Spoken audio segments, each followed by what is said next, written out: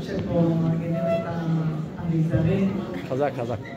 אז כתבתי את הדברים כדי שאני מבקש מאוד שנחמן, כל אחד שנכנס לפה אומר רגע, בטח נחמן נמצא פה כי כמה אחד מהילדים במשפחה, מה זה שווה שנחמן לא פה בכלל. וגם שמתי לב, אני כתבתי את הדברים, אני לא יכולה לשמוע אולי, אמרתי להתחיל להתרגל ל-30, פתאום אני, זה לא פתאום, אבל זה לא פלא שבעצם הדברים, רוב הדברים הם באמת דברים שכל כך מאפיינים את נחמן וכולם מדברים עליהם. נחמן, אח אהוב, עוגן של חסד ונתינה איננו, אך מורשתו הגדולה ממשיכה להעיר בליבנו, דמותו, חייו ופועלו ראויים להתבוננות מעמיקה, לא רק כמסגרת של זיכרון, אלא כמקור השראה. אנחנו רואים שהוא באמת השאיר פה השראה עצומה גם להווה וגם לעתיד. נחמן, אחי היקר, היה הרבה יותר מאח עבורי, גדלנו יחד כמעט כתאומים, יש פה הרבה אנשים שיודעים ומכירים, שבינינו הפרידו רק שנה וחודשיים בדיוק, הוא נולד בראש חודש שבט, ואני בראש חודש ניסן, שנה אחרי כן. יש משהו מיוחד בלידה במשך חודשים. אנחנו חיינו בבית שבו ראש חודש היה כמו יום חג. אמא שלנו, עליה השלום, היא נהגה להמעיט במלאכות שנה הכרחיות, ממש ככה, כזה, קצת חג כזה, הגישו אותנו בבגדים חגיגיים מאז שאנחנו זוכרים את עצמנו. כך שכל ראש חודש היה מיוחד במינו עבורנו. וכן, אמא שלנו, הזוג, דיימן, ילדה פעמיים בראשי חודשים, שזה אמר בדיוק, 2 מתוך 5 נולדו בראשי חודשים. הלידה של נחמן בראש חודש שבט טומנת בחובה סמליות עמוקה, ובכלל גם זה די נשזר גם בדברי התורה שנאמרו פה בחלק הראשון ובמהלך השבעה, יש המון סמליות בכל התאריכים, בתקופות וכו'. ראש חודש בכלל מסמל התחדשות, התחלה חדשה ואור המתגלה בעולם. כתבתם משהו על האור של נחמן, על הדברים שהוצאתם כאן היפים האלו. שבט, שהוא חודש של חיבור בין שמיים לארץ, מזכיר לנו את תהליך הצמיחה הפנימי, בדיוק כמו האילן שמתכונן לפרוח בט"ו בשבט. ככה נחמן היה אדם של עומק פנימי, עד כדי כך עומק שבעוונותינו לא הכרנו הכל. רבים ממעשיו התרחשו בכלל בסתר, לנו היה נראה בן אדם רגיל, פשוט, כמו שדיברו כאן, אבל באמת פירותיהם של אותם מעשים, ברוך השם, ממשיכים להאיר בכל פינה. חז"ל מלמדים אותנו שבראש חודש שבט, משה רבנו החל לשאת את דברי התורה שבספר דברים. ויהי ב-40 שנה ב-12 חודש ב-1 לחודש דיבר משה לבני ישראל, ככל אשר ציווה השם אותו עליהם. משה רבנו, כמי שהעביר את התורה לעם ישראל, לא היה רק מנהיג, הוא היה מקשר, הוא ידע לדבר לכל אחד מבני ישראל, לעורר השראה ולחזק את הקשר עם הבורא. זה להתעלות המילונות גבוהים, אני מרשה לעצמי לומר שנחמן היה דמות דומה במובנים רבים. בדרכו עצמה הוא היה מחבר בין אנשים, איש קשר כזה שמגשר על פערים ומקרב לבבות. נחמן, כמו חודש שבט, הוא סימל צמיחה מתמדת, ולא רק בעצמו, אלא גם באלה שסביבו. הוא פשוט רק לגדל אנשים. הוא היה גאה בכל אחד שהיה בקשר איתו. היה שמח שמחה אמיתית בשמחותיהם, והיה עצוב עד מאוד ושיתף גם הדברים הפחות שמחים שעברו, והרבים היושבים כאן יודעים בדיוק על מה אני מדברת. ראש חודש שבט מוביל אותנו גם אל ט"ו בשבט, ראש השנה לאילנות, שבו מתחיל העולם הטבעי להתעורר מתרדמת החורף. זהו זמן שבו נראית תחילת הפירות. עיקר העבודה נעשית מתחת לפני השטח. ככה גם חייו של נחמן.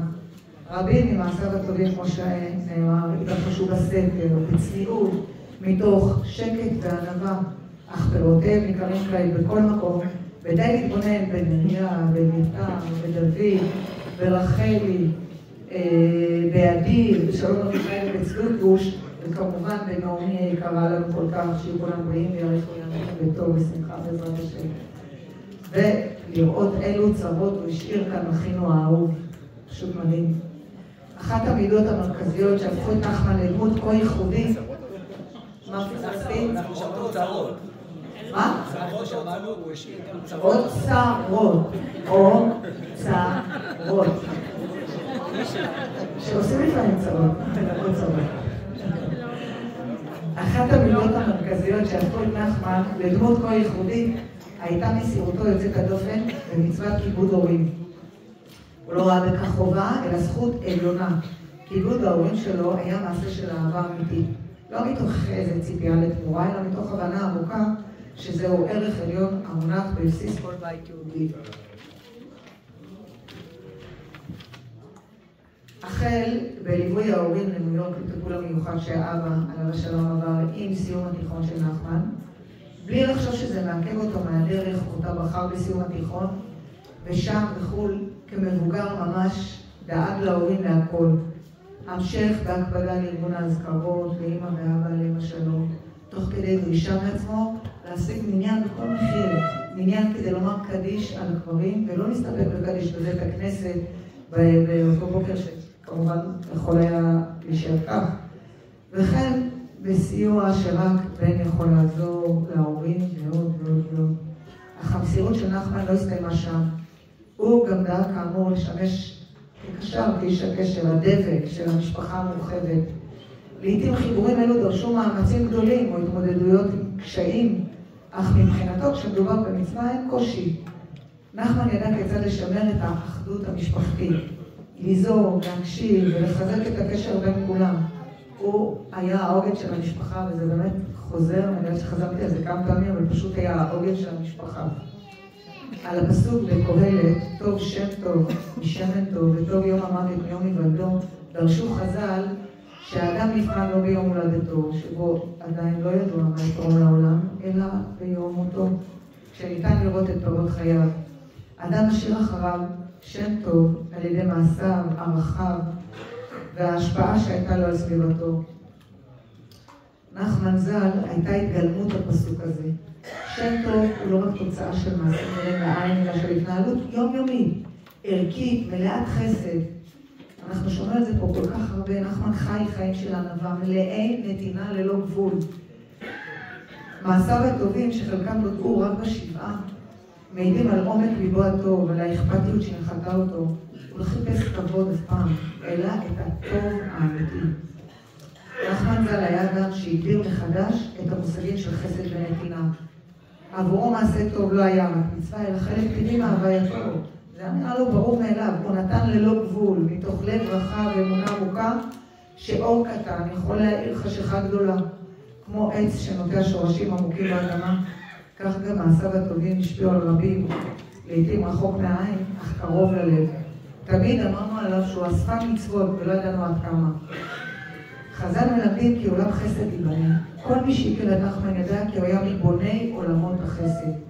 בעשייתו גישר בין אנשים, לא סבל מריבות צנעות או קנאות. כשנתקל באלו, זה ממש לקח לו חלק מהלב. ציער אותו מאוד. נחמן חיזק את החלש והיווה מגדלו של אמונה ושמחה. מעשים קטנים וגדולים. חלקם נודעו רק לאחר מותו, מעידים על עומק הלב שנבחר אותו. היה ברור כי עבורו נתינה אינה עול אלא זכות גדולה. הפסוק מקהלת בעניין השם הטוב משתלב היטב גם מפרשת וישב, אותה נקרא השבת בעזרת השם, שבה אנו למדים על יוסף הצדיק. יוסף התמודד הרי עם אין סוף אתגרים, גם על זה דיברו היום.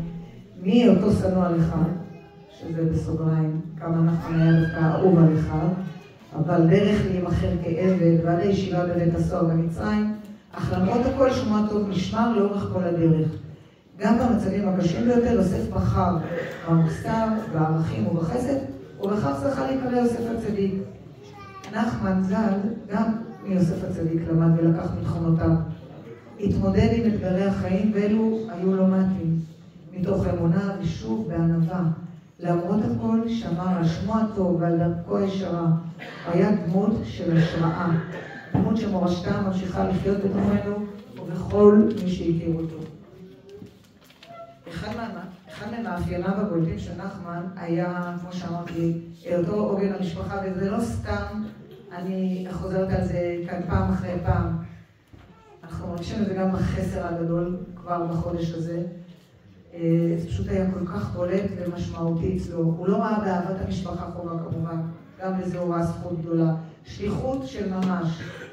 וכמי שבאמת שימש הדבק של המשפחה, הוא השקיע את כל מרצו בשמירת הקשרים, שמענו פה גם אושם, הרב אושם, בצפת, וככה הילדים והאחיינים שפזורים באמת בכל רחבי הארץ. הוא נתן תחושת שייכות לכולם, ואנחנו, האמת שאנחנו מנסים למלא את החלל הזה בכל מיני דברים שרק נחמן עשה. ולמלא את הוואקום הזה שנוצר בפטירתו, אנחנו בטוח לא מצליחים להדביק את הפערים האלו, אנחנו ממש ברדיפה אחרי זה, ככה אני מרגישה, ואני שומעת שגם הילדים. מורשתו של נחמן מזמינה אותנו לחשוב על אחדות המשפחה בימינו, על הצורך לשמר את החיבורים בין הדורות, על ההכרח לטפח את הקשרים גם בזמן של עומס ואתגרים.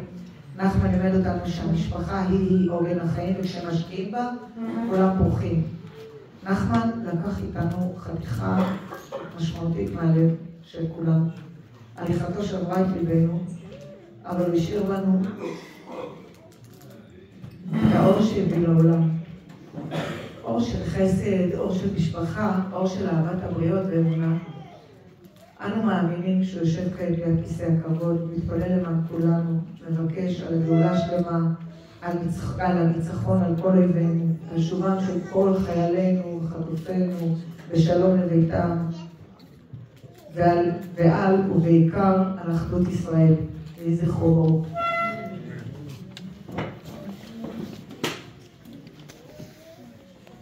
תודה רבה דודה. אני אחזור על מה שנדיה אמר, שבקטע המונותי של הערב, נדיבר כמובן לא הכנו רשימה מסודרת מי לדבר, אבל היו אנשים שאימא לא יכלה לוותר להם, ואחד מהם זה איצו חבר של אבא מקיבוץ סעד. זכינו לעשות שם כמה פרויקטים בשנים האחרונות עם אבא, פרויקטים מורכבים, מסובכים, באמת זכות גדולה לחשוב על זה אחר כך. היום אתה רואה את החוויות ואת הדברים שחווינו שם. ואיצו כמו אבא, איש עשייה ומלאכה, חברים קרובים מאוד, נתקבל בדברים של איצו.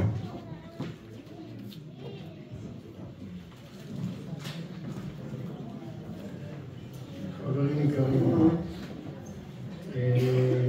בשבילי נחמן זכר צדיק לברכה. צדיק זה מילה עדינה. קשה לכמת בכמה משפטים את החסד, את הדקה, את הדברים שנחמן עשה במהלך השנים. נחמן לא עברו דברים לידו. שהוא היה שומע שמישהו צריך עזרה, לא משנה איפה הוא נמצא, האם הוא נמצא בצפון או בדרום, באמצע הלילה, נחמן מניע ומגיע. נחמן עשה הרבה דברים לעם ישראל, חלקם ידועים, חלקם לא ידועים. הזכירו את זה לפני הסעודה, שנחמן היה נהג משאית מנוף משכמו ומעלה, ידוע בכל הארץ בקטע של העשייה שלו. במקומות שבהם חברות גדולות לא האמינו שהם יוכלו לבצע את העבודה והתייאשו, הגיע נחמן בענווה שלו, בשקט שלו, אני מסוגל לעשות את העבודה. מה, אתה עם המשאית המצ'וקמקת שלך? כן, אני חושב שאני יכול לעשות את העבודה. ונחמן כמו נחמן, עם הקטע של ההשראה, עם האמונה בקדוש ברוך הוא, היה מאמין מאוד גדול, ביצע את העבודות המורכבות ביותר. אחת העבודות הגדולות שהוא עשה, ממש בשנים האחרונות, באיזה חסידות? בלז. הגיעו לשם מנופי אבי שהם ענקיים, ואמרו וואלה זה מורכב, זה מסובך. הגיע נחמן עם הבנים, הוא רתם את הבנים אליו וביצעו את העבודה על הצד הטוב ביותר. נחמן גם היה הראשון שהגיע להרבה מאוד דברים לא משמחים, כמו האסון של האוטובוס לא רחוק מישיבת בלז, שהיו חייבים להרים את האוטובוס באוויר מהר על מנת לחלץ את האנשים מתחת לאוטובוס. ושם התווכחו איתו מהחבר'ה של הכבאות, אתה כן יכול, יש לך השראה, אין לך השראה. נחמן מספר לי, ההשראה שלי זה בבורא עולם. לא מאיזה קודקוד שיגיד לי מה אני כן יכול, מה אני לא יכול. ובזכות התושייה של נחמן, והמהירות והזריזות, הוא עשה את מה שהיה צריך לעשות, ובזה הוא הצליח להציל חיים. בנים יקרים, בנות יקרות, חתנים, תדעו לכם שנחמן, זיכרונו לברכה, זכר צדיק לברכה, היה גאה בכם בצורה בלתי רגילה, בלתי רגילה. גם בקטע של הישיבות שלכם. היה הדבר הכי קטן, היה צריכים לנסוע לאילת, נחמן לא מתלבט, מניע את האוטו ונוסע לאילת, כי הבן שלי צריך אותי. ובקטע של המלחמה, אנחנו גרים בסעד, ועברנו כמה חוויות מטלטלות. נכון שאנחנו בסעד, ברוך השם, יצאנו יחסית בסדר. יש לנו קצת פצועים וקצת הרוגים, אבל הרשעים לא הצליחו להיכנס לסעד. לא הצליחו להיכנס לסעד מהרבה מאוד סיבות, לא להיכנס אליהם. ונחמן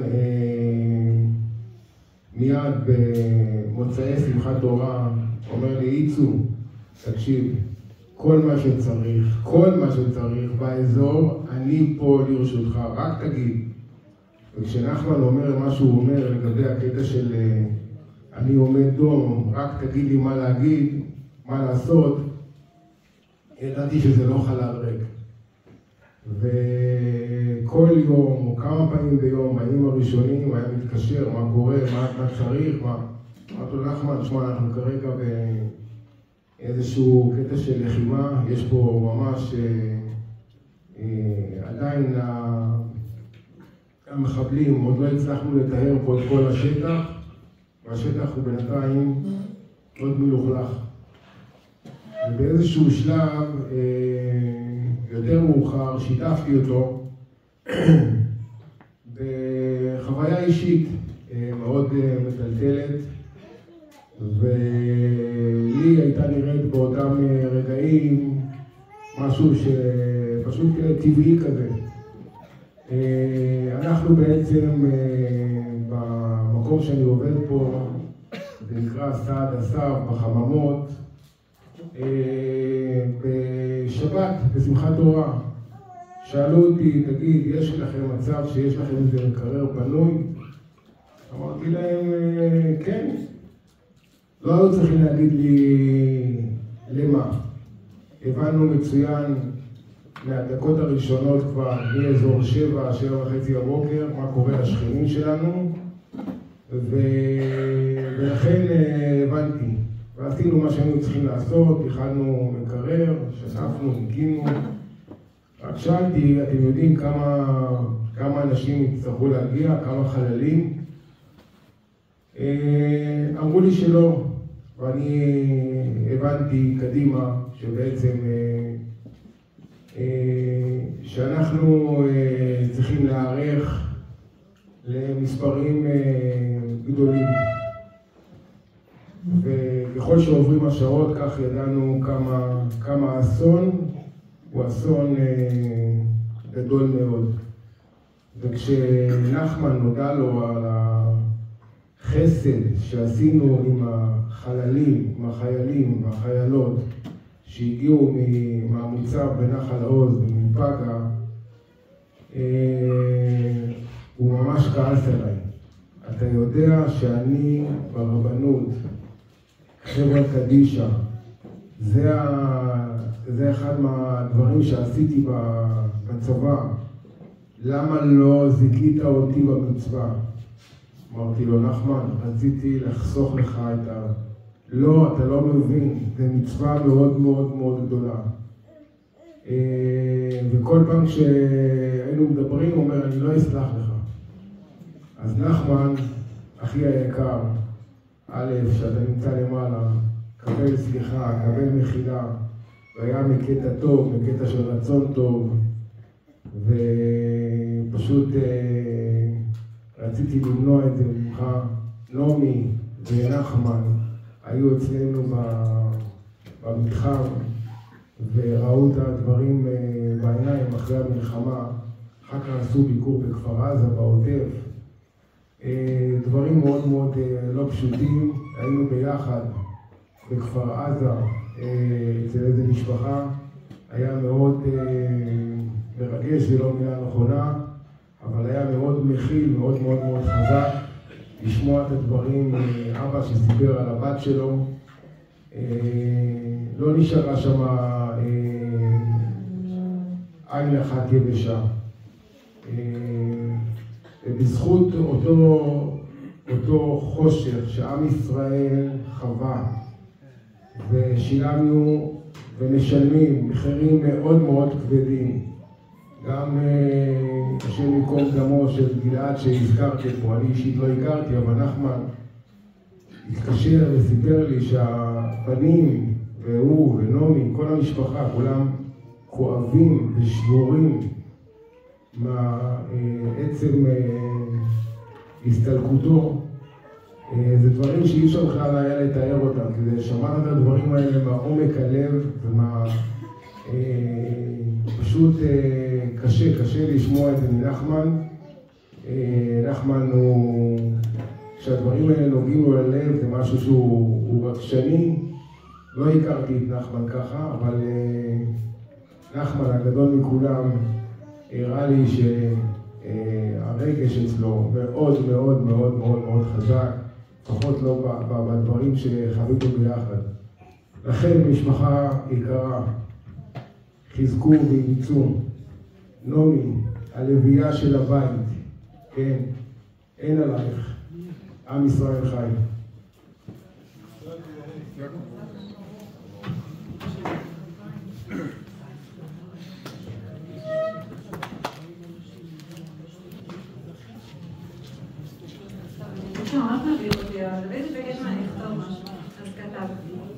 והאמת שהודיתי לך, כי אני כאילו שבוע, מה שבוע, חודש, שורט לאורך חיים שום, כמו שצריך, לא חשבתי למה.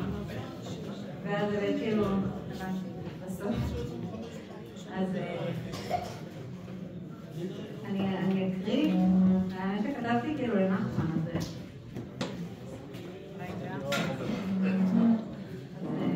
מה זה? אני מקווה.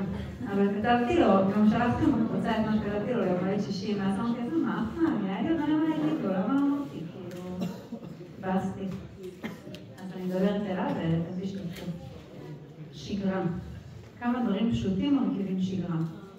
וכמה דברים מובנים מעליהם נמצאים שם, בלי שאנחנו בכלל שמים לב. אבל החודש האחרון לימדתי אחרת. לא פגשתי את נחמן על בסיס יומיומי. ולצערי גם לא דיברנו יותר מדי ביום-יום. השגרה שואבת וגם המרחק הטבעי. אבל כמו שראינו אצל נחמן במסעיות, בשביל להרים משקל, לא משנה איזה, צריך את השרשראות הנכונות, במשקלים הנכונים, שיחוברו במקומות הנכונים ובאמצעים הנכונים, ואז אפשר להזיז דברים, גם כשהם כבדים, מאוד כבדים. ואני מרגישה חזק בחודש האחרון, שגם בנפש שלנו זה ככה. מרגישה חזק שמי שאני, האופי, הנפש, הרגישויות, האהבות, הפחדים, המורכבויות, הכל מוחזק על ידי כל מיני שרשראות בעלות משקלים מדויקים וזוויות מדויקות שמחוברות במקומות הנכונים. ולפני חודש השתחררה אחת השרשראות, בבום כזה, בהפתעה מבהילה. וכל משקל הנפש, שבדרך כלל יציב גם כשהוא באוויר, יתערער, יתנדנד, ומחפש את הדרך להתייצב בחזרה. מרגישה חזק נחמן שהיית שרשרת סופר משמעותית בהחזקה של חיי ובאישיותי. צ'רניחובסקי אמר שהאדם הוא תבנית נוף מולדתו, ואני מרגישה שהנוף שלך היה כל כך משמעותי בחיים שלי. למרות שאני רק אחיינית, ולמרות שאני לא טובה כמוך בתחזוק הקשר כל רגע שאפשר. הרגישות שלך, האופן שבו ראית אותי מאז שהייתי קטנה, בהתנדנדויות על הספה, בחיבוקים העוטפים, וכן גם בקונצים המפחידים, היו מתנה כל כך גדולה בנוף מולדתי. ובמקרה שלך זה גם באמת בנוף. המפגשים איתך במקומות שונים בארץ, מלחלוק על פניך בכבישי ירושלים, ולפגוש אותך במחנות בני עקיבא, ולנסוע ממקום למקום, שמסתבר שגם האחיינים שלנו מהצד השני זכו לזה. ועד הטלפון מדי כמה זמן, קופצת לקפה, או בבית, אני פה קרוב. ותמיד כל מפגש וכל אינטראקציה, בעיניים טובות, מלאות אור ואהבה. כמו מסננת שמותירה את כל הלכלוך מחוץ למשוואה, ומשאירה חומר נקי, טהור, נוגע. והתחושה שהשרשרת הזו נותקה, משאירה תחושה מפחידה של חוסר יציבות. כי מסתבר שהמשמעות שלה הייתה כל כך גדולה, אפילו בעצם התחושה שהיא תמיד שם, ושגם אם לא מרגישים אותה כל הזמן, היא לגמרי מחזיקה. בעצם עובדת היותה כל כך נעימה ומרגיעה. והחוסר שלך נחמן כל כך גדול. אז אני משתדלת להיות קצת יותר אתה, כדי אולי להצליח לייצר בשרשרת חלופית. אבל וואלה, נשארת נעליים גדולות, ענקיות. אז תודה על הרוח ועל לב הטוב, וראיית הטוב בכל אחד. והיכולת לתת לכל אחד את התחושה שהוא יחיד ומיוחד. ועל אהבה שאינה תלויה בדבר, והתמקדות בעיקר, ולשמוח בשמחות, ותמיד ולהיות עובד השם, ומכניס רוחים, והכל באמת, ביושר ובפשטות. תעזור לנו נחמן אהוב להיות קצת כמוך, עבור סובבינו הקרובים, הרחוקים, ועבור עם ישראל כולו. תקשור שם כמה שרשראות למעלה שיעצבו את המשפחה, את נעמי השותפה המדהימה שלך, ואת הילדים המדהימים והמהירים כל כך שלך. ואם אתה כבר מחבר, תן עוד כמה שיעצבו את עם ישראל בכלל, ושתתייצב פה הקרקע לביאת השם, תתנו ובנו יאמנו. תודה ליותך ואהבתך. בגעגועים עובדים.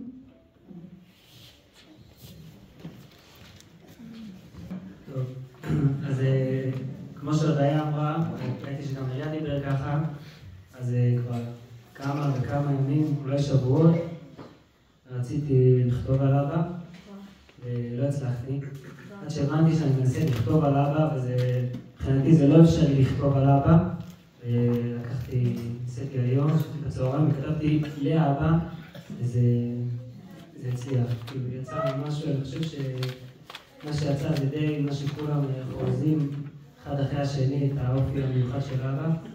אז נקודה מההסתכלות שלי, וגם נקודה בהסתכלות שלי.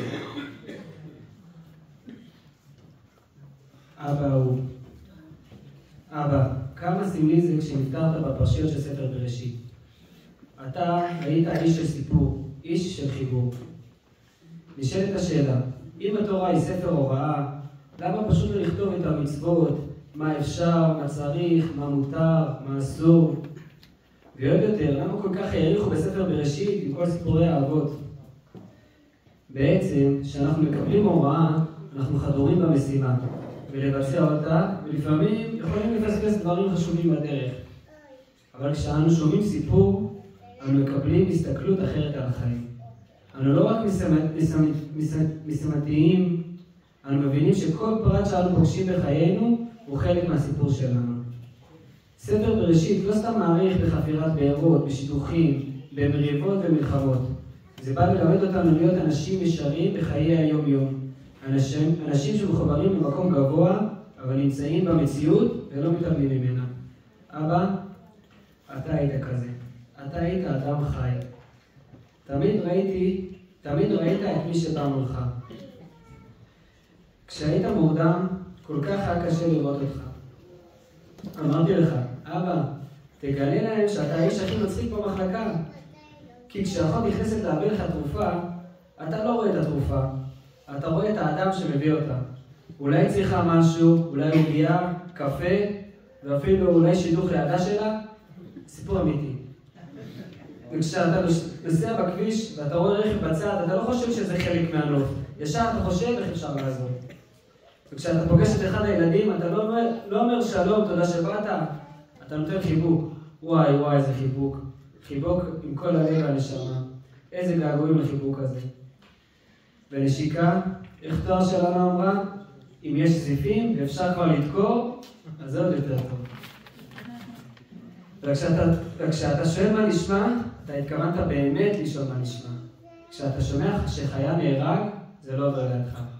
כשצריך לבנות סוכה, אתה משקיע את כל הלב. וכששרים ויהיו רחמך מתגוללים, רואים את העיניים שלך מתגלגלות ומצפות לזה. כמובן שאתה שותה קפה, אז קפה זה קפה. וכמובן הלימוד שהיית לומד משנה או רש"י, אז צריך להבין עד הסוף. למרות ש-12 בלילה ומחר יש עוד יום עבודה.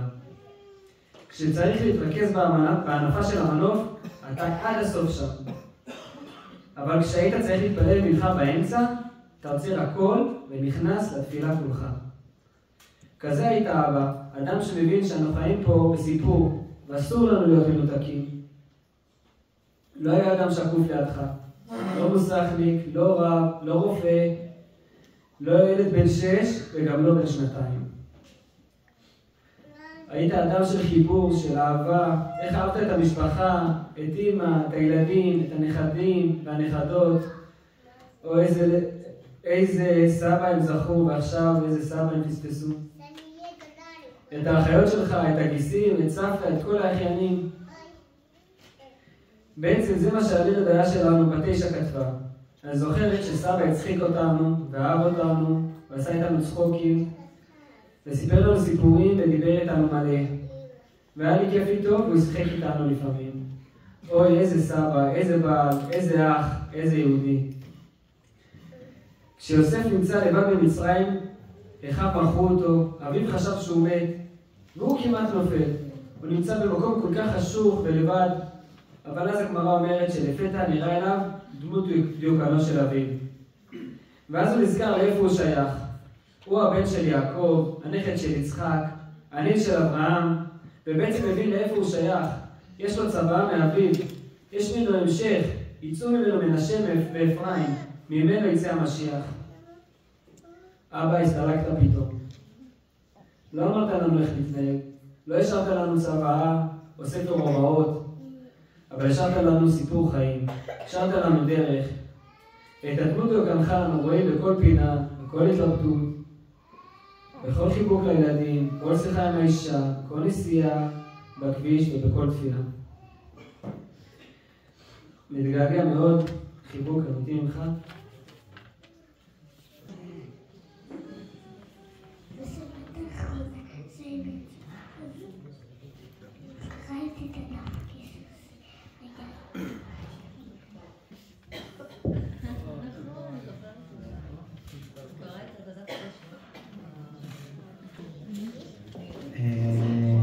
צבי שהגיע אותי כל השבוע שצריך להגיד הספד ב30, ובסוף אני מדבר, בוא לא מדבר. אני לא הצלחתי לקרוא, כי לא יודע פותחים, אבל נקרא את זה גם היום וגם אחר. אז לא הצלחתי, אתמול בסוף ישבתי קצת, הצלחתי לכתוב קצת. אז כתבתי ככה. אבא, היית האבא הכי טוב שיכולתי לבקש, האבא הכי מכיל ומקבל כל מצב באהבה. אבא שאוהב וגאה במשפחה, אבא שמלא בחסד ושמחה. החיוך התמידי על פניך, החברתיות שלך, היית חבר של כולם, ללא הבדל של דעה, השקפה, אורח חיים, דתי או חילוני, חסיד או מישהו חושב אחרת ממך. תמיד ראית את האדם שמולך ולא את הפערים שביניכם. תמיד ראית את הדאגה לכל אדם, תמיד חיפשת איך לעזור לאחרים. אבא מצחיק, אבא של שמחה, אבא של מידות טובות שאין להם סוף. אני יכול לדבר על המידות שלך יום ולילה כל החיים. אבא היית איש של תורה, עבודה וגמילות חסדים. וכל דבר הרחבת והעמקת. אם זה בדף היומי, בשיעור ועוד שיעור שלקחת על עצמך את ההתמדה, אם זה בעבודה, מי שמכיר יודע כמה היית מסור, בקור, בחום, בשלג, בלילות ובשעות הקטנות של הבוקר, רצת לעשייה מלא שמחה ואמונה. כמה היית מאושר בארץ הזאת לבנות אותה ולעבוד בה. גמילות חסדים הייתה חלק בלתי נפרד ממך, תמיד דאגת לתרום, לעזור, להתנדב לכל מי שצריך. עברו 30 יום מאז שעזבת אותנו ועדיין הלב מסרב להאמין. השבר הוא עצום. ניסיתי לקום, לחזור לשגרה, לעבודה, לצבא, אבל הכל כל כך שונה בלעדיך. אתה לא פה להתקשר אליי כל שעה בערך, לשאול לשלומי, לייעץ לי. לחזור לצבא בלי לשמוע אותך אומר לי, מדהים זה גאווה בשבילי, ולשאול אותי אם אני רעב או אם אני צריך משהו. זה קשה למצוא. אבא, היית תמיד נוכח בכל מצב, שמח, חי, מייעץ ומכוון. המציאות שאתה לא פה היא בלתי מובנת ואי אפשר להכיר אותה. יש כל כך הרבה מה ללמוד ממך, אבל קשה מאוד להיות טוב כמוך.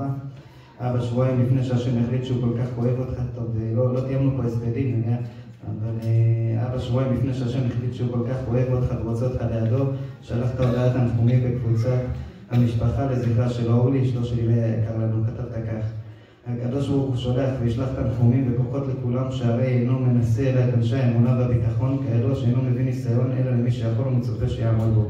מעין צוואה האחרונה שהשארת עלינו.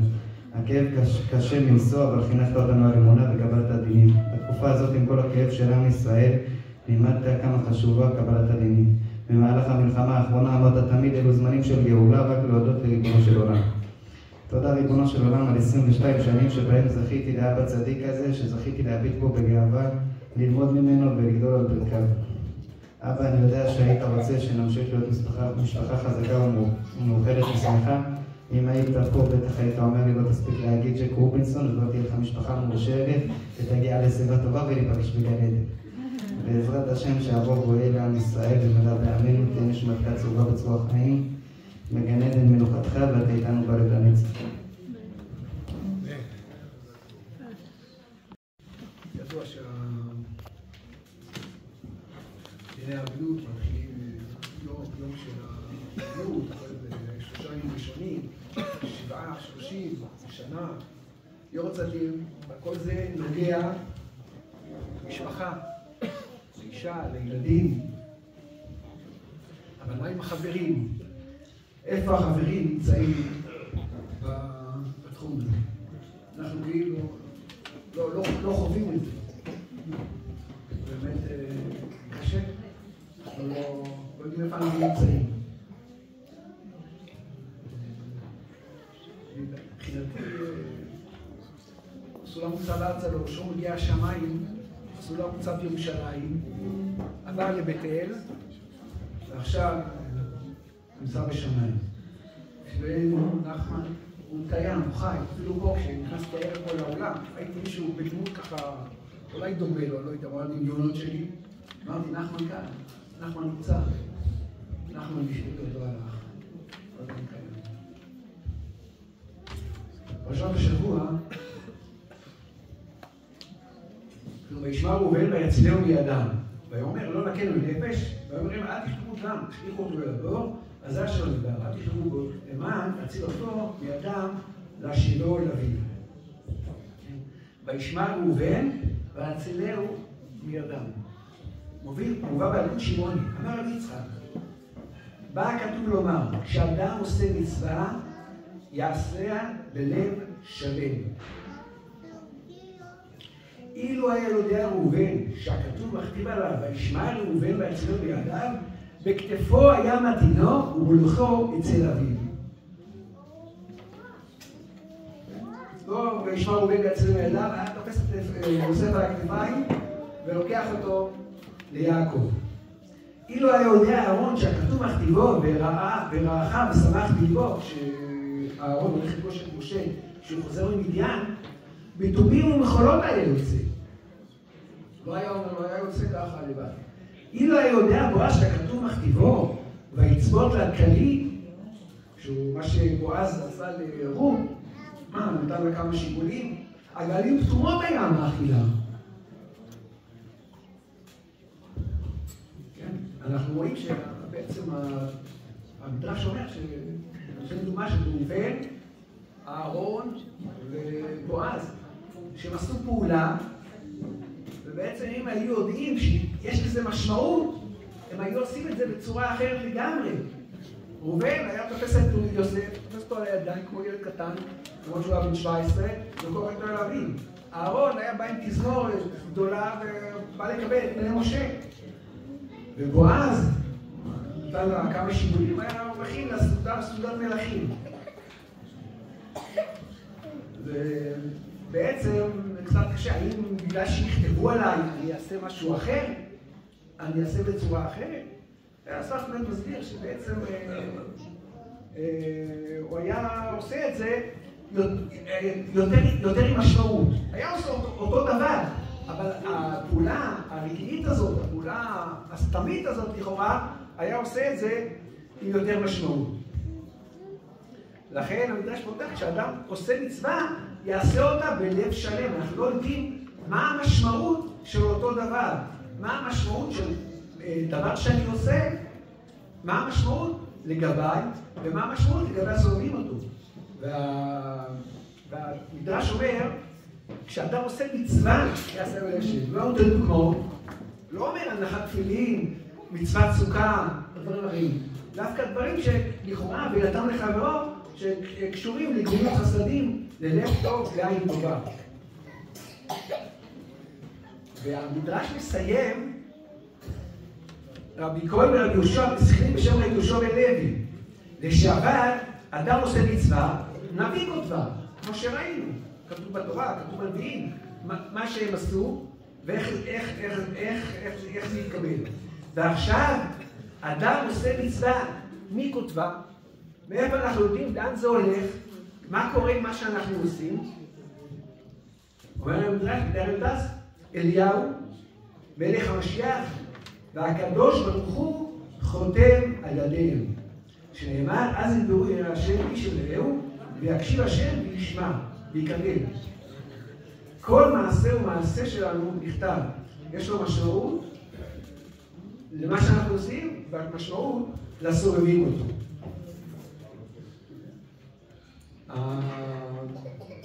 ספרטמן מסביר שבעצם מה שאנחנו עושים, מה שהאבות עושים, נקראים אבות, כי אנחנו הבנים ואנחנו רואים מה הם עשו. אותו דבר, מה שהאבות מנחילים לנו, אנחנו צריכים ללמוד מהם איך להתנהג. זה כמו ששמענו בחשיבה והיום, וכל התקופה הזאת, כל הסיפורים על נחמן, כל מה שזכינו להיות איתו, אפילו כמעט כל פעם שחזרנו לדף, אנחנו שכנים, שהוא יודע. אנחנו שותים, מקבלים טיפול טייק, סודה, לא משנה. ואחרי זה אני חוזר עם נחמן הביתה, בואי נגיד כוס קפה. לא סיימנו לשתות את הטייק בבית כנסת, גם הוא מזמין אותי אליו הביתה. כל אלה שאנחנו היינו חוזרים לנביאים. באמת הבית שהיה פתוח, נוחה אלינו לכל אחד, בית שתמיד שמח להיות שם, נחמד להיות שם, תמיד הייתי צריך לריב עם הילדים, כן ללכת לסעודה, לא ללכת לסעודה. זה היה בית שהיה כיף להיות שם, אנחנו אהבנו להיות שם, והילדים אהבו להיות שם. עדיין. עם רש"א כתבתם על המודעה תורת חיים ואהבת חסד. אני חושב שזה מאוד מבטא את אבא, תורת חיים ואהבת חסד. שנחמן היה שופע אהבה לתורה ושופע אהבה לכל אדם. זאת אומרת, זה האהבות שהם לא סתרו אחד את השני והשלימו אחד את השני. גם אהבת התורה, כל רגע פנוי, היה כל פעם שהיה לו זמן, שלא היה הקפיץ אותו איזשהו מקום, היה בא ללמוד איתנו.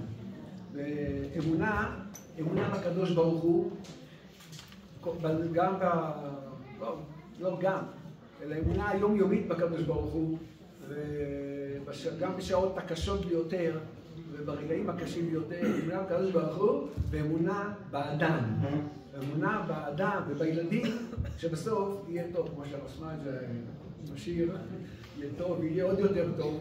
אז זה נחמן. לראות בכל דבר את הטוב, את האמיתי, מה שיכול להיות. ומה שלנו נשאר, ללמוד ממנו ולקחת חלק ממנו ולהמשיך את דרכו.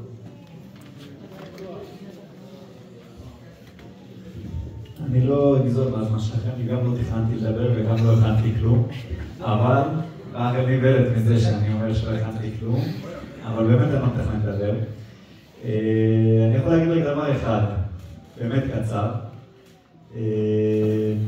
הנקודה שחזרה פה היום הרבה. אני מאמין שכולם פה יודעים שאני לא הייתי לא נריה ולא אביתר. נריה ואביתר שתיהם חורב, ושם על ישלץ, אני עשיתי סיבוב קצת יותר ארוך. ואבא ואמא רדפו אחריי כמה שנים. כל מיני התגלגלויות, אלץ, חבר'ה יותר טובים, חבר'ה פחות טובים, מקומות קצת מפוקפקים, אבל הכל היה, סך הכל נראה לי איכשהו חזרנו לדרך. והנקודה, צפת זה אחר כך, חכה לא הגענו. והנקודה שאני חושב שזה מתקשר גם לפרשת שבוע וחזרה פה היום הרבה, זה הדמות דיוקנו של אביב. כי אני זוכר שהסתובבתי עם חבר'ה אני לא אשכח את הדוגמה שאבא פעם עשה לי עם השקית זבל, אומר דוד, זה המיץ של הזבל. וזה באמת היה... כל הערב רק מדברים על כמה בן אדם של אנשים, מסתדר עם כולם, אבל באמת היה תקופות בסדר, לא צריך להעריך. ואני חושב שהיכולת הזאת להיבדל מתוך מעשים או דברים שחבר'ה שהייתי לידם עשו, זה כי באמת ידעתי מאיזה בית, אני ממש זוכר את זה בחוש, זה גם מה שהוביל אותי אחר כך לצפת. הגעתי לאיזושהי צומת בחיים, מאוד מאוד רצינית, והחבר'ה שהיום מסביבי הלכו באיזשהו דרך מסוימת, ואני כאילו חזרתי לבית עם שאלה, מה, זה אני, זה החינוך שקיבלתי, זה הדרך שעליה גדלתי, וזאת שאלה שלא הייתה שאלה שרכבה מעליי ממש. ואני זוכר שאבא אחרי איזה שנתיים בערך לפחות, שלא דיבר איתי מילה בעניינים של דת ודרך, ולא משנה, אחרי דברים שאפשר להגיד היו מוסכמים כבר על כולם, שלא מתעסקים איתם יותר. אבא נכנס אליי לחדר ואומר לי, אז מה אתה אומר? ככה בעדינות שואל אותי, אולי תלך למקום הזה והזה, שחברים שלך שם, על הישיבה הזאת והזאת, אולי אתה יכול לעניין אותך. אמרתי לו, תן לי לחשוב על זה. וכאילו זה היה חרג מההסכם, שהוא לא מדבר איתי על עניינים של דת. ויצא מהחדר, השאיר אותי לבד, חזר אחרי איזה שעתיים, ואני אומר לו, בוא נבדוק את זה, אפשר לשמוע. ואבא זרח מאושר ממש, ממש. אמר לאמא, יאללה, נעמי תתארגני, נוסעים לצפת. היה שעה 12 בלילה, נראה לי גם ב2 בלילה, משהו כזה. ואני זוכר את הנסיעה הזאת כאחת הנסיעות המאושרות של אבא, ממש זרח מאושר. אני לפחות זוכר את זה ככה, כל אחד יש לו את הרגעים של אושר שהוא זוכר. וזה סתם, החלטתי להגיד את זה, כי יש פה את הנקודה של הדמות דיוקנו של אביב, כמו שהרב אושר אמר, וימיין להתנחם, ועל יוסף וימיין.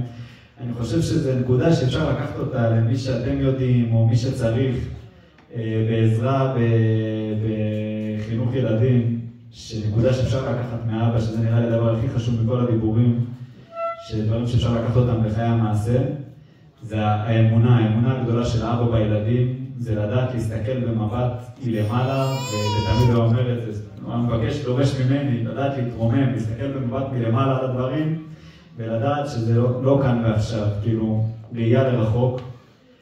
ואני בטוח שאני לא היחידי במשפחה שעשה סיבוב, אבל זה מה שהחזיר אותנו, זה מה שהוביל אותנו. האמונה הגדולה הזאת של אבא, האמת הגדולה שהוא חי אותה ושיתף לנו והראה לנו את הדרך. ובתוך זה נכנס כבר להניע את האוטו ולנסוע לצפת ב-12 בלילה בלי לתכנן, זה כאילו, זה שום דבר, הכל זה עניין החינוך, דיברתי על זה גם בהספד, בלוויה. זה היה מגמת חייו, זאת הייתה מגמת חייו, זה היה אבא, כל השאר היה דלק בשביל לתת לאוטו לנסוע, פרנסה, עבודה, דברים, אבל המשפחה והחינוך, לא דיברו על זה, אבל סבתא מלכה, אמא שלו הייתה ניצולת שואה, היידישקייט, זה מה שביקשו ממנה, ההורים שלה רגע לפני שהם נרצחו לשמור על היידישקייט, וזאת הייתה מגמת חייו של אבא, להעביר לנו בחינוך את הדרך, וברוך השם שנזכה. יודעים מה זה יידישקייט.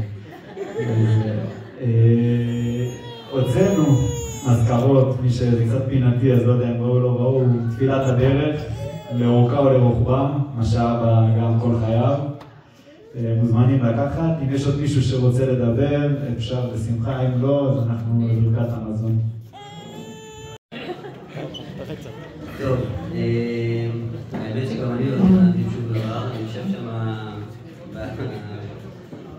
יושב בכיסא ומתלבט עם מה להגיד, איך להגיד. אז מי שלא מכיר, אני תמר, איתי, החתן של נעמי. נחמן נכנס לחיי, או שאני נכנס לחייו, לא יודע איך נקרא לזה, נראה לי סביב גיל 2. ומאז זה נקרא סיפור אהבה, תפקוף של אהבה, אין ספק באמת שהחוט השוזר פה, באמת שכולם אמרו, זה באמת הלב הטוב שלו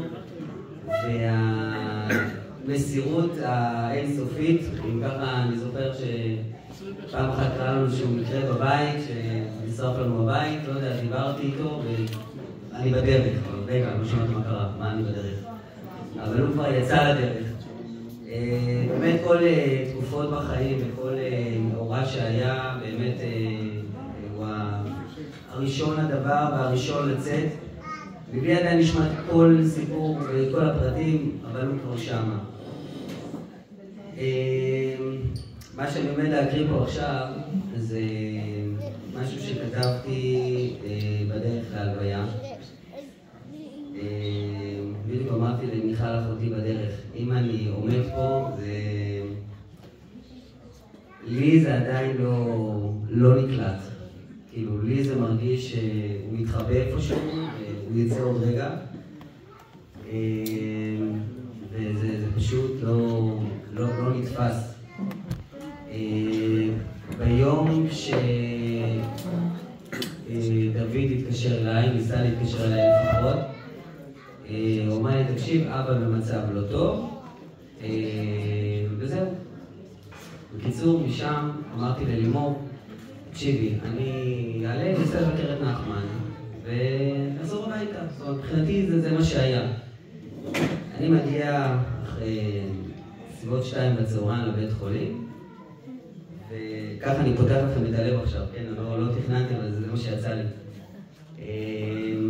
פתאום אני רואה את שושי, מה העניינים, מה שלומך, מתחבקים, הכל בסדר. היא אומרת לי, אתה מוכן להיכנס? אמרתי לה, כן, אני מוכן להיכנס. זאת אומרת, מה צריך כל ההקדמות? ונכנסתי, ואת זוכרת שראית איזה מישהי שם, אחת האחיות, אז אני נתנתי שנייה בצד. ואז האחות, כנראה, אני חושב שדיברה עם אחת האחיות, ושאלה אותה, כאילו, מה את עושה פה? או משהו כזה. אז היא אמרה, אחי פה. אמרתי, אוקיי, בסדר. ואז שמעתי את צמד המילים שגמר אותי.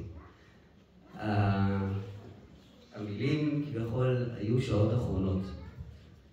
הסתכלתי ואמרתי, מה שעות אחרונות? מה? איזה שעות אחרונות בדיוק? אני מבחינתי תכננתי לנסוע, לבקר, חוזרים הביתה. ושושי אמרה לי, חכה. אמרתי לה, אוקיי. ואז היא התחילה בעצם לספר לי. אני חושב שהייתי לבן כמו משהו כזה, משהו שלעולם אני לא יכול להיות, אבל אולי רק ברגעים האלה. אפילו עכשיו שאני מספר את זה, אני קצת רגע שנייה משתנק, אבל אמרתי שעות אחרונות, זה לא נראה לי, לא יכול להיות. ואז ממש הלכתי את הצעד אחר צעד לכיוון חדר, ואמר לעצמי, אני מסתכל בין החדרים, מתבונן, ואני רואה באמת אנשים מונשמים. אף פעם לא הייתי בסיטואציה הזאת. אבל אף פעם לא הייתי בסיטואציה הזאת. וכשאני נכנס לחדר, אני מסיט את הווילון, ואני אומר, זה לא יכול להיות שזה הוא. משהו שם לא מסתדר לי. כל מי שאנחנו מכירים, כל הגודל הזה, יושב לו ומחובר לכל כך הרבה דברים, וזה היה פשוט, אותי זה החזיר לתקופות קצת יותר מוקדמות לאבא שלי, וממש הרגשתי שכאילו עוד פעם צריך להתמודד עם משהו שזה הסוף. ובאותם רגעים אני זוכר ששרנו ושרנו לו, ואמרתי לעצמי, רגע בוא תתעורר שנייה. ודיברתי איתו, היה שלב שנראה לי נעמי, אולי עשיתי איזשהו, אמרתי, אתה יכול רגע להישאר, אמרתי, אין בעיה, אני אשאר. פעם ראשונה שפשוט דיברתי עליו בלי סוף, בלי שהוא יעצור אותי, בלי שהוא יגיד לי מה לעשות, בלי שהוא יגיד לי את הכפכוף הזה של האהבה, ופשוט דיברתי אליו. ואני חושב ששושי עד שמה, זה היה פה איזשהו רגע מיוחד, היה לנו רגע שנייה שלנו ביחד, אני מצד אחד, היא מצד שני, וכאילו אין צדדים, כאילו, וזה גם משהו מיוחד שיש פה בעצם שתי משפחות שאני אישית מרגיש לי כמשפחה אחת, וזה היה כל כך טבעי שאנחנו חושבים ביחד. והשירים ששרנו לו, ואני אמרתי לו תתעורר, וזה לא הגיוני שאתה נמצא במצב הזה. ואמרתי את זה לא פעם, חיבקתי ונשקתי אותו, נראה לי כמו שלא חיבקתי אותו במשך כמה שנות חיים שלנו ביחד. ואת הדבר הבא תכננתי לקרוא מתישהו, ואמרתי שאולי זה הזמן. אז נחמן אהובי יקר, הלב מסרב להאמין שצריך לדבר עליך בלשון עבר. תרגמות של אור ושל נתינה. תמיד ידעת לשמח, תמוך, מי שהיה צריך היית הראשון להגיע ולייעץ. אני מתאר לעצמי, אם עכשיו היית שומע אותי אומר זאת, הייתי מקבל ממך כפכוף של אהבה, של די חלץ עם היד. ביום שלישי, כמו שאמרתי לכם, היה בי איזשהו צורך לבוא ולבקר, ואני בתומי חשבתי שאני גם אחזור הביתה, ובסדר, הוא יצא מהבית חולים ואנחנו נתראה בחנוכה או באחד מפגשים המשפחתיים, אבל זה לא בדיוק קרה.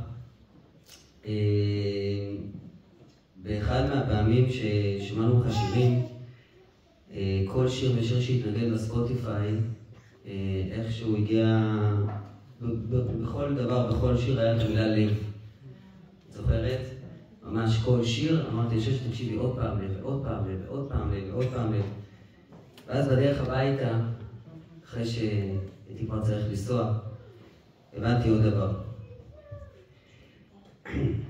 ליבך נדם במחלקת לב, אולי זה לא סתם. כי כל כולך היית בעל לב, אחד ענק וגדול לכולנו. ולאחר מכן הבנתי למה המילה לב חזרה בכל שיר ושיר. קשה לדמיין את חיינו בלעדיך, גם כשהכאב גדול אנחנו מבטיחים לשמור את זכרך חי בליבנו ולהמשיך להיות משפחה מלוכדת כפי שהיית אוהב. נפרדים ממך היום בכאב גדול, אבל גם בהכרת תודה על הזכות שהייתה חלק מחיינו.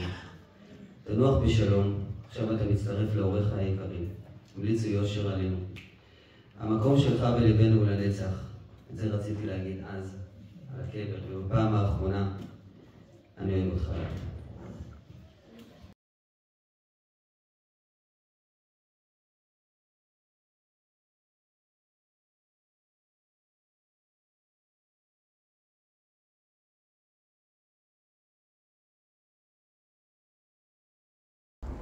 איך אפשר לעמוד פה ולדבר עליך, להקפיד.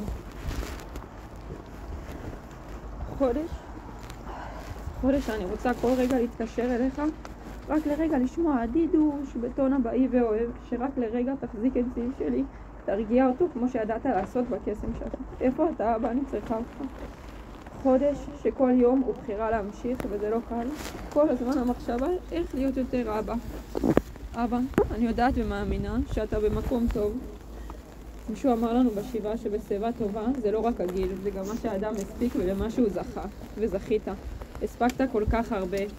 היית גאה בדור הבא. זכינו שתהנה מזיו חודשיים מלאים. ביום שישי לפני שהלכת לבית חולים, חגגנו לו חודשיים. הספקת בהם לחגוג לו שולם זוכר, המלאך הגואל, ברית ופדיון. התרגשת כל כך. אבא, איך התרגשת מהשולם זוכר? אבא כזה חזק, עובד עם כלי כזה כבד ועם לב כזה רגיש ומתוק, עד שלא הצלחת לדבר ששמעת שילדתי. חודשיים של מתנות, לגדל את זיו וליהנות מזיו פניך יום יום בביתכם. חודש שאתה חוזר מהתפילה, מכין לי חביתה עם בצל, סלט עם שמנת, זמן כל כך יקר איתך אבא. כי באור פניך נתת לנו תורה וחיים, אהבה וחסד. תורה אבא, הטמעת בי עמוק עמוק את חביבות המצוות כדרך חיים, מתוך שמחה וחיות. חיית בגדול, בענק, כל דבר שעשית, עשית מכל הלב, הכי טוב שאפשר, עד הרגע האחרון האמנת בחיים, נלחמת לחיות כנגד כל הסיכויים. כמה אהבת אבא, כמה אהבה היה בך, אהבה לתורה, לרבנים, למשפחה, לחברים. חודש אנחנו שומעים איש של אנשים, חיבורים, משנתיים עד 80 ויותר, מכל המגזרים זורמים אלינו הסיפורים. ואבא, כמה הם ממלאים אותי בהרצה עצומה אליך.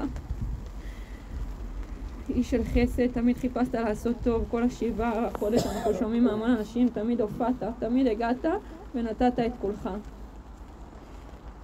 אבא, חודש אני מרגישה שאתה פה, היית איתנו אתמול בהזכרה, אתה יושב איתנו בסעודת שבת, גאה בשירים, בסיפורים, בצחוקים, מרגיש שאתה פה. בבקשה אבא, שהחיות שלך תעזור, תישאר איתי ולא יהפכו לזיכרונות. אני מתפללת שהלוואי ואצליח להמשיך את דרכך. הדרך של אמת לא מתפשרת בצורה כל כך אהובה ומתקבלת, שממגנטת אליך את כולם. לחנך לאהבת התורה, אהבת הבריות, אהבת ארץ ישראל, להתרגש כמוך מכל צומת וכל ישור. לספר שזה פה סבא נחמן בנה את זה. אבא, תודה על המשפחה שאתה ואמא האהובה הקמתם, שיצרתם לי כן חם ואוהב, הביחד שלנו הוא כל כך עוצמתי. אבא, קראנו את השמיים, לא עזבנו אותך, לימדת אותי אמונה בדרך הקשה והכואבת עד שהגיעה השעה שריבונו של עולם רצה אותך קרוב אליו. ביחד עם כל הצעירים הצדיקים שכל כך אהבת, יחד עם סבא וסבתא וחברים שאיבדת. אבא, אתה בטח מאחד את כולם שם למעלה, בבקשה אבא, תזיז את העניינים, תריד את השמיים, תעורר רחמים עלינו, תדרוש גאולה, תפעל שיחזרו החטופים, תשמור על החיילים שלנו, תיתן לנו כוח, אני אוהבת אותך אבא.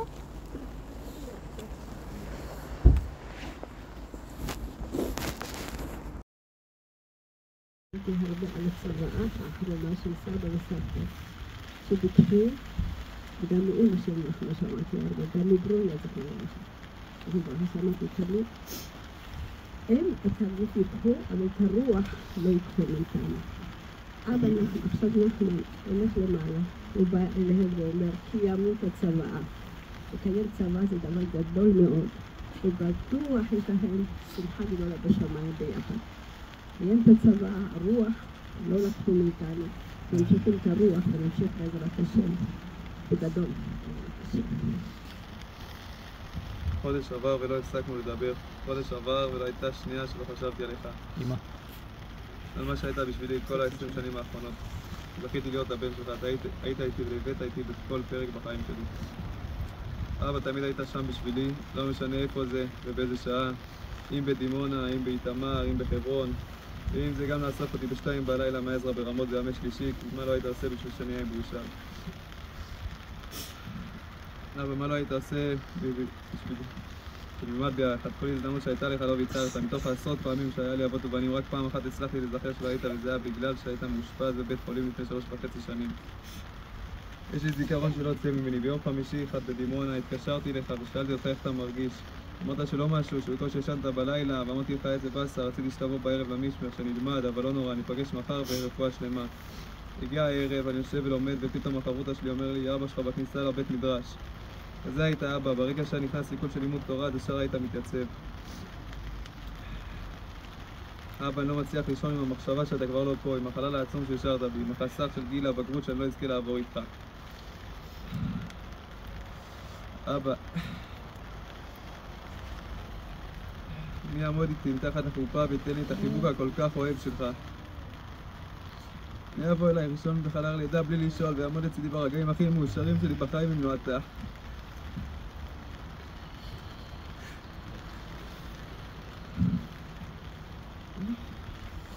מי יבוא אליי ראשון בכל קושי שיהיה לי בחיים ותן לי חיבוק כל כך עטוף בנחמה ואהבה אם לא אתה.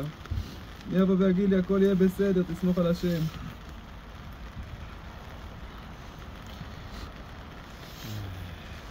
איך הפסוק שבחרנו אבא כל כך מאפיין אותך.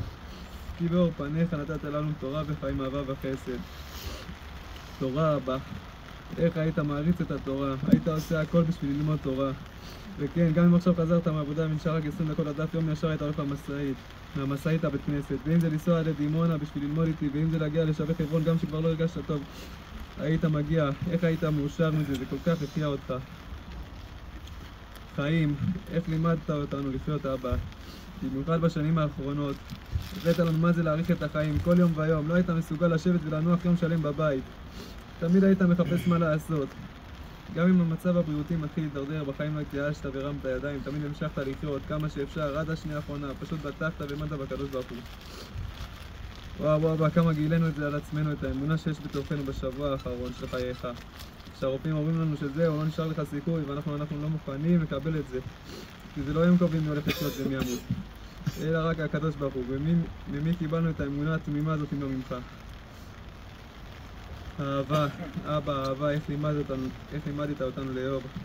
לאהוב כל אחד ואחד, לא משנה מי הוא ומה הוא, ימני, שמאלני, דתי, חרדי, חילוני, המחנך, המדריך, השכן, המוסכניק, השותף לעבודה, הקופאי מהמכולת, אנשים של שלום שלום ולא יותר.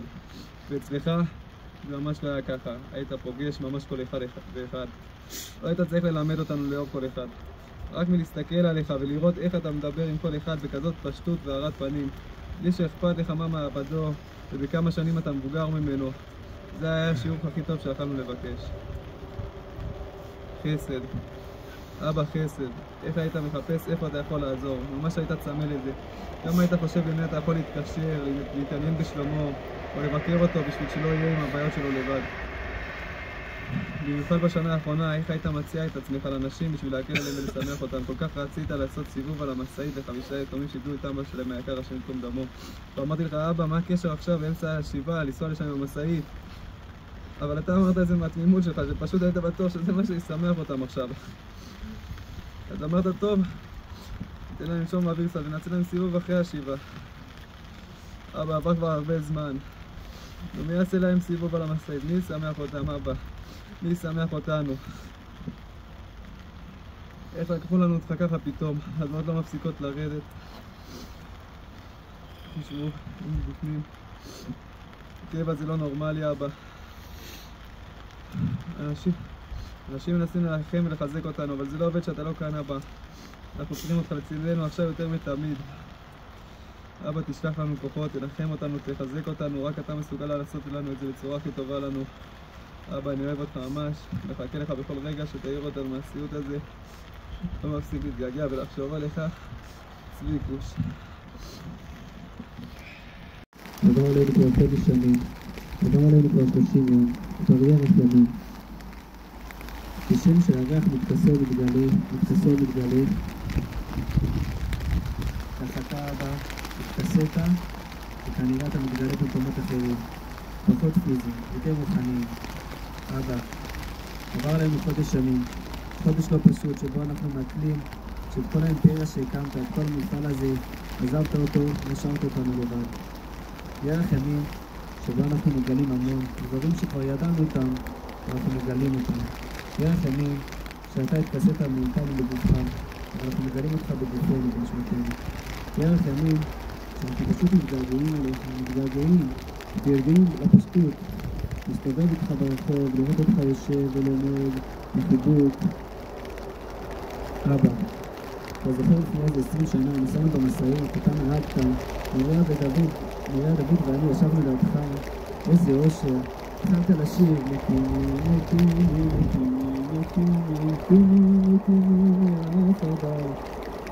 איך שמחת, נתת לנו בראש, השם יתברך, עכשיו כואב לנו, צר לנו, שמכרו את יוסף הצדיק, אחים שלו פחדו ונמצא לבד, מוכרים אותו לישמעאלים. אבל הוא רואה את הפתח הקטן, הוא רואה שהישמעאלים הארורים האלה סוחבים בסמים, בתום פחמים, אז הוא נתפס בטוב והוא מאמין שיהיה טוב. השם יתברך, בעיר החמים האחרון גילינו כמה טוב היה עם אבא, כמה טוב היה ביחד, ועכשיו אנחנו רואים כמה אתה חסר, כמה קשה, כמה געגוע. ומצד שני אנחנו מרגישים את החיבוק החזק שלנו, של המשפחה, של החברים, של כולם. אז אנחנו בצער וחיסרון גדול, אבל אנחנו נתפס בטוב ונאמין שיהיה טוב. אבא, נרדמת מאיתנו בהילולה של שלמה קרליבך. אז אני לא יודע אם זה תפילה, אם זה בקשה, אם זה תקווה, או זה פשוט זיכרון הסטלבי מהמשאית. זה פשוט מקים עם הפרדל, משפוט, צבי פשוט אמר לנו שיש עניין לדבר ב-30, יש עניין לדבר ב-30 בעלייה לקבר. אז אני לא הספקתי להכין יותר מדי, ובאמת לא הכנתי, אבל הפעם אני לא מתנצל, אני פשוט אגיד את מה שעלה לי בראש באוטו, בדרך מהבית לפה, זה מה שהצלחתי לזה. והפסוק שבחרנו, כי באור פניך, על אבא, על מאור פנים של אבא, על היופי של אבא, זה מה שכתוב, חוכמת אדם תאיר פניו, זה הפנימיות שמתגלה בחיצוניות. יש את הסיפור על רבי יוחנן בגמרא, זה מה שאני אומר שלא הכנתי, אז לזה אני לא מתחשב, כי ממש אין לי פה את הזה, אבל ששואלים את רבי יוחנן על היופי שלך, שהולך להתבלות באפר, ורבי יוחנן אומר, על זה ראוי לבכות. רבי יוחנן, מרא דתלמודא של ארץ ישראל, ענק שבענקים, על זה הוא בוכה, על היופי שלו שמתבלל באפר. וחשבתי שפשוט שזה לא היופי שלו, אלא האמת, היופי הפנימי של רבי יוחנן, בסוף זה בא לידי ביטוי ביופי שלו, אבל זה הפנימיות היפה הזאת של רבי יוחנן. ואבא, איש ארץ ישראל, לא מרא דתלמודא, אבל איש ארץ ישראל, בכל רמ"ח ושס"ה, מי שיודע איך הוא היה מזדעזע לראות את העלונים האלה של ליל הסדר בחו"ל, את כל הפרסומים, רק ארץ ישראל, וכאן שאנחנו נמצאים בחו"ל, זה היה כזה תמוה בעיניו. כאילו, באמת, איש ארץ ישראל לא צריך להעריך פה, כולם פה מכירים ויודעים. היופי הזה של אבא, שזה היה באמת יופי פנימי.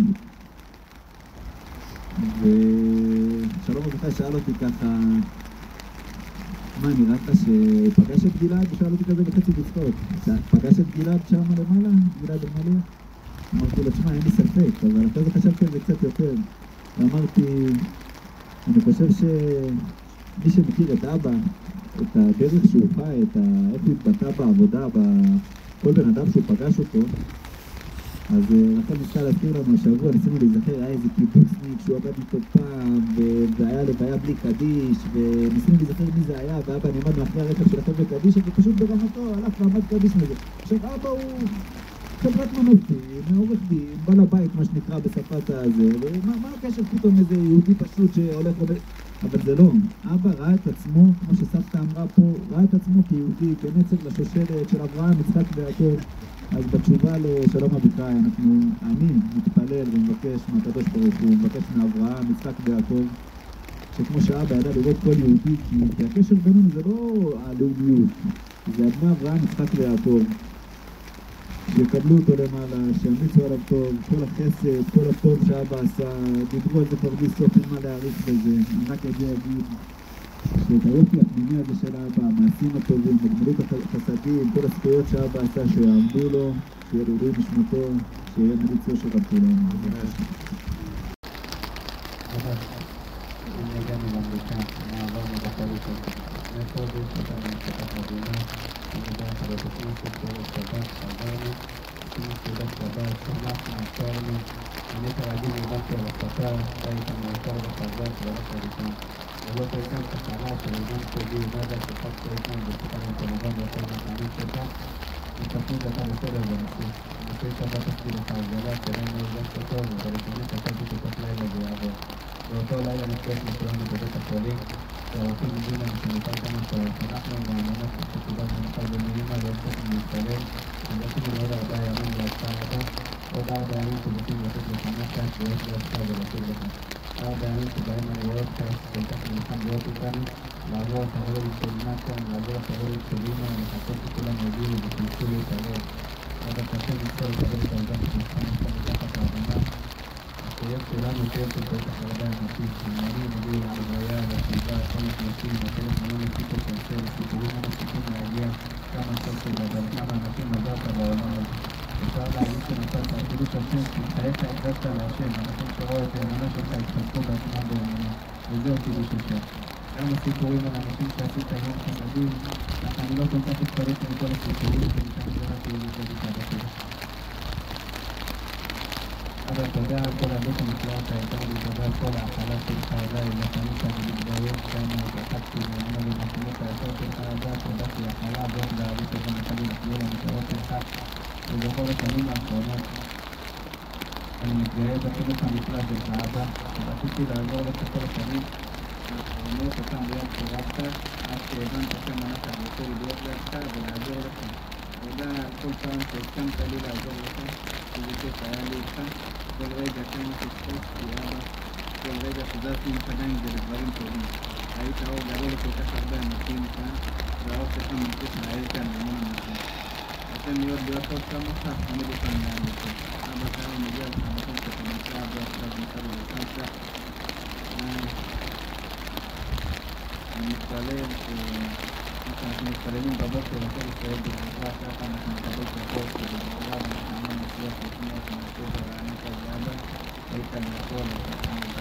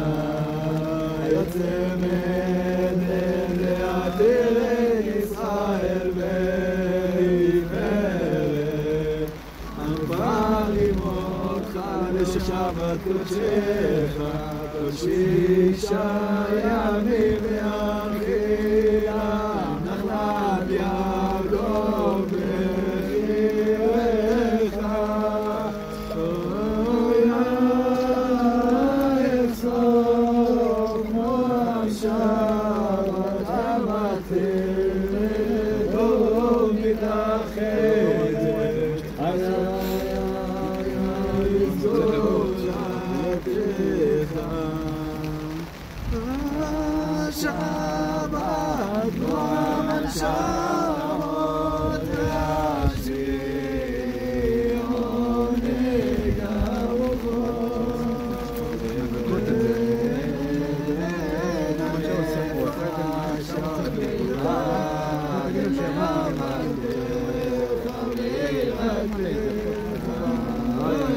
שבת קודש